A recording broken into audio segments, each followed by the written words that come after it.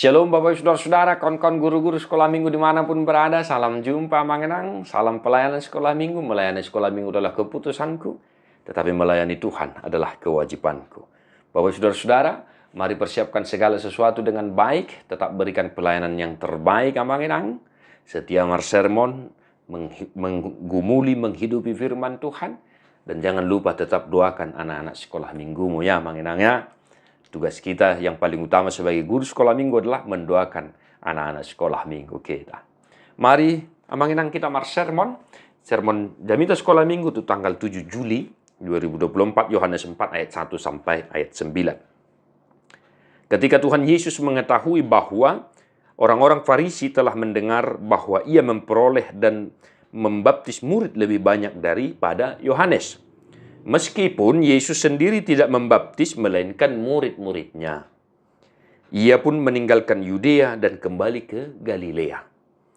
Ia harus melintasi daerah Samaria, maka sampailah ia ke sebuah kota di Samaria yang bernama Sikar, dekat tanah yang diberikan Yakub dahulu kepada anaknya, Yusuf.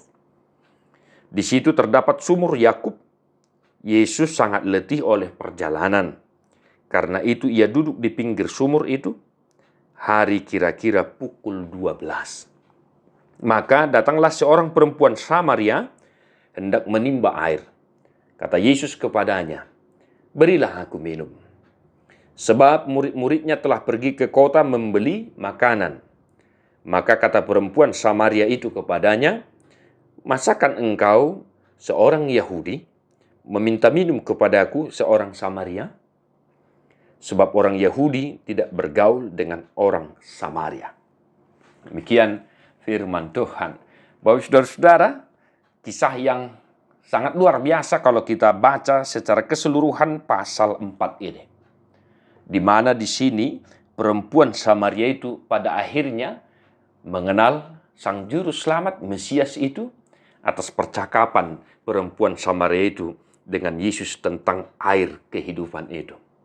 Kalau engkau menerima air yang kuberikan, maka engkau tidak lagi akan haus untuk selama-lamanya.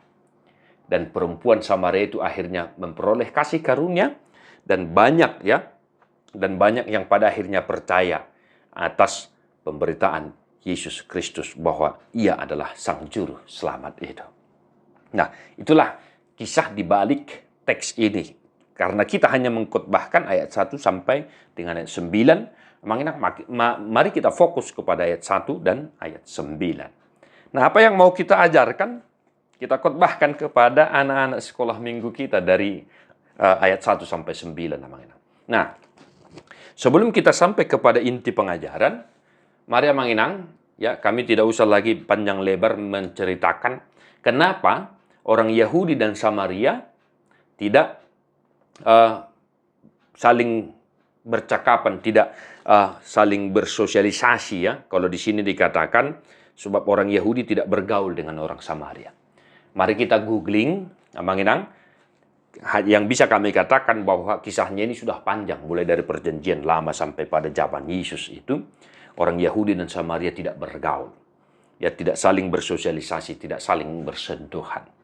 Nah, kemudian tadi dikatakan Yesus pergi dan sudah sangat letih. Hari itu kira-kira pukul 12. Ya, namanya jam 12 siang Bapak Saudara-saudara, terik panas ya. Ya, di sini dikatakan bahwa Yesus sangat letih dan murid-muridnya pergi membeli makanan. Nah, dan ada perempuan Samaria yang mau menimba air. Yesus berkata, "Berilah aku minum." Lalu perempuan Samaria berkata, "Masa engkau orang Yahudi meminta air kepada orang Samaria?" Nah, ini kasusnya jelas ya, di ayat 9 itu, ungkapan perempuan Samaria itu, "Masa engkau orang Yahudi meminta minum kepada orang Samaria?" Kan begitu. Berarti ada kasus, ada sesuatu hal. Artinya, dang masyatoan. Ah, ini dia pokok intinya orang Samaria dan orang Yahudi tidak saling bergaul. Ada perselisihan. Nah, apa yang mau kita ajarkan kepada anak sekolah minggu kita? Jelas ya. Yesus mau mengajarkan anak-anak sekolah minggu, Yesus mau mengajari kita supaya jangan terjadi hal-hal seperti itu dalam kehidupan kita. Ya supaya kita jangan adalah saling bertengkar sesama keluarga, bertengkar sesama Kristen. Supaya anak-anak kita itu janganlah bertengkar sesama mereka. Masa satu gereja, satu sekolah minggu, satu sekolah, satu kampung, tetapi mereka tidak cakapan, kan begitu. Nah ini dia. Yang mengenang itu yang pertama. Supaya mereka tetap hidup damai, hidup rukun, sebagai gambaran bahwa mereka adalah orang yang percaya kepada Yesus Kristus Tuhan kita. Maka mari ingatkan anak-anak kita doktrin anak-anak kita mengenang. Supaya jangan ada dengki, dendam, ya. Iba binajolo ningok mo tikis de berarti ngabi noto hacik ni roha. So guhir rohaku dendam ya. Supaya di anak-anak kita jangan ada muncul lagi pemahaman prinsip perilaku yang seperti itu. Tetapi harus tetap hidup rukun, hidup damai, bergaul, berkawan dengan baik. Ya mengenang ya. Nah itu yang pertama. Yang kedua, ya wajar toh kalau tidak cakapan ya begitu ya. Ya. Ngapain dikasih minum itu? Kan begitu. Nah itu dia. Nah yang kedua mengenang. Nah ini tahun okumene ya, tahun okumene inklusif di gereja kita KBP. Nah kita mau mengajari anak-anak sekolah minggu kita, siapapun orangnya, apapun warna kulitnya, ya, apapun statusnya. Mari kita harus saling membantu. Yesus meminta, berilah aku minum. Tetapi perempuan Samaria karena sesuatu hal itu tadi, dia berkata, masa engkau orang Yahudi meminta minum kepada aku orang Samaria, kan begitu. Nah, tidak peduli apa warna kulit, warna rambut, apa statusnya, sebagai anak-anak Tuhan, harus saling menolong, harus saling membantu. Ya mengenang ya, harus saling menolong, saling membantu. Kalau ada teman yang kesusahan, dia dibantulah. Ya, jangan karena mungkin dilihat, ngapain kita bantu itu? Kan nggak kawan kita itu yang katanya itu. Nah, supaya jangan ada hal yang seperti itu, Abang Enang. Ini harus kita ingatkan anak sekolah minggu kita ya. Siapapun itu.